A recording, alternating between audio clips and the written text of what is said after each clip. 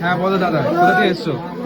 আমি উত্তর কলকাতায় থাকি, আমার বাড়ি খুব একটা দূরে নয়, কিন্তু বাড়ি যেখানেই হোক মা না টানলে তো আসা সম্ভব নয়।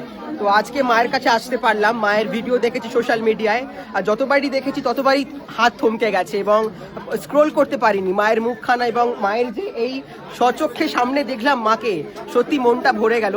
আর এত এত দর্শনার্থীদের ভিড়, আর আজকে শনিবার মায়ের আরতি দেখতে পেলাম, মাকে পুজো দিলাম, এটা অনেক দিনের ইচ্ছে ছিল। তো মায়ের আশীর্বাদে আজকে মায়ের মন্দিরে আসতে পারলাম, এবং যে মুহূর্তটা সাক্ষী থাকতে পারলাম সেটা হলো মাকে নিজের চোখে দেখা এবং মায়ের গলা থেকে যে মালাটা পড়ে যাওয়া, সেই দৃশ্যটা আমি চোখে দেখলাম, এবং যে মালাটা মাকে চড়িয়েছি সেই মালাটা মা আশীর্বাদ হিসেবে ফেলেছেন। তো সেটা আমার কাছে একটা পরম প্রাপ্তি বলা যেতে পারে আজকের দিনে। খুব ভালো লাগে। সিরিয়াল করো? হ্যাঁ, জগদ্ধাত্রীতে লিলিপুটের চরিত্রে যথেষ্ট জনপ্রিয়তা অর্জন করেছি দর্শকদের ভালোবাসায়। আর এই মুহূর্তে স্টার জলসায় পরশুরাম ধারাবাহিকে 2x2 চরিত্রে দর্শকরা অনেকে ভালোবাসা দিচ্ছেন আমাকে। আর মায়ের আশীর্বাদ থাকলে আগামী দিনেও সবার আশীর্বাদে এগিয়ে যাবো, কামনাই করি। আর যারা এই মুহূর্তে ভক্তরা দেখছেন তাদেরকেও বলবো, যারা এখনো পর্যন্ত মায়ের দর্শন করতে মন্দিরে আসেনি অবশ্যই আসুন।